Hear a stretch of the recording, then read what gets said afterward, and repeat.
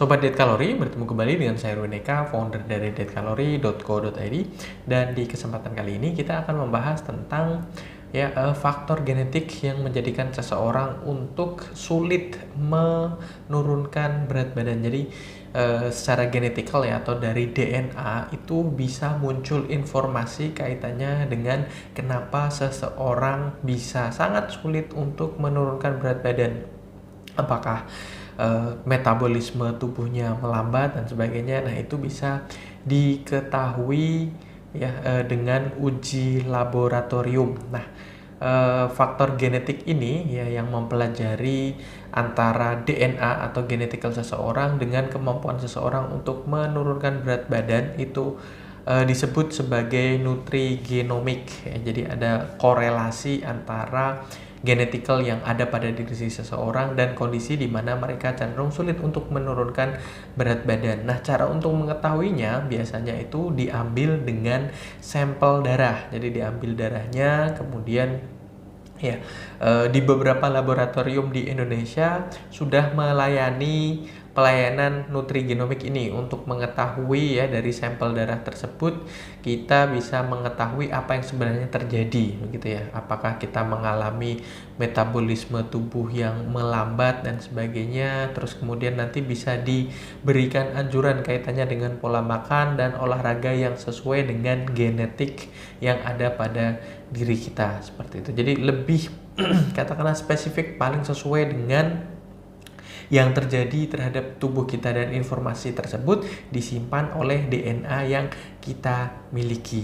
Masalahnya biayanya cukup tinggi gitu ya, untuk satu kali pengambilan sampel darah, terus kemudian sampai dengan anjuran dan semuanya begitu ya, kaitannya dengan genetikal yang kita miliki itu biayanya sampai dengan 7 juta rupiah. Memang hanya satu kali dilakukan seumur hidup, tapi ya bagi sebagian orang tentu saja uang sebanyak itu cukup lumayan banyak begitu ya. Dan juga tidak harus yang kemudian ketika kita katakanlah ingin menurunkan berat badan, apakah harus selalu memperhatikan faktor genetik ini? Tidak. Seperti itu. Ini hanya bagi mereka yang mungkin ingin benar-benar lebih konkret apa yang terjadi terhadap diri mereka. Jadi misalnya seperti yang kita kembangkan ya, pola program diet kalori ini tetap berlaku secara universal. Saya yakin kok mereka yang kesulitan untuk menurunkan berat badan ya, udah berolahraga, udah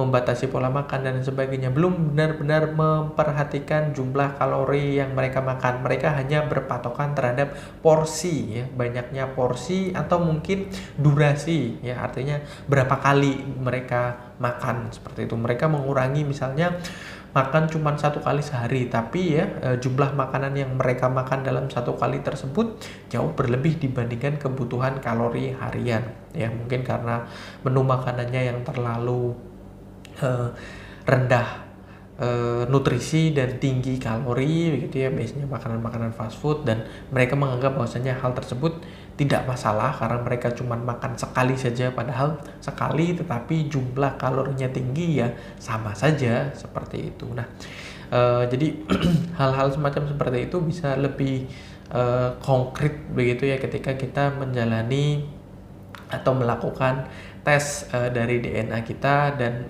diterjemahkan hasil dari pengetesan tersebut oleh ahli nutrigenomik seperti itu. Jadi bisa menjawab pertanyaan kita. Namun yang pasti yang nanti dianjurkan oleh mereka tentu saja adalah sama, membatasi jumlah kalori yang masuk melalui makanan atau minuman dan memperbanyak jumlah kalori yang keluar dengan cara berolahraga atau memperbanyak aktivitas fisik yang terbukti membakar kalori.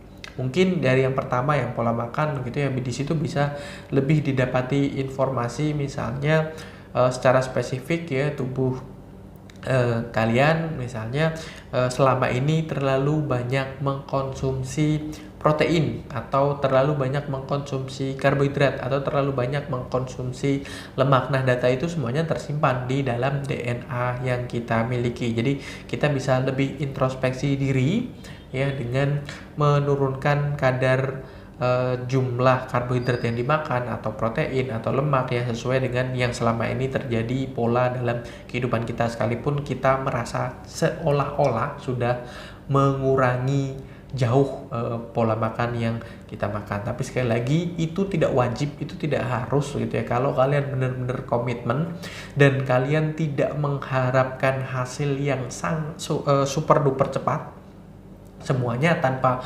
melakukan tes periksa darah genetik yang terjadi terhadap diri kalian, kalian bisa untuk menurunkan berat badan kalian. Oke ya, saya rasa itu semoga bermanfaat. Jangan lupa like, comment, dan share, serta subscribe ya bagi yang belum subscribe, dan follow sosial media kami yang ada di bawah ini. Dan sampai bertemu kembali dengan saya Erwin Eka dari dietkalori.co.id.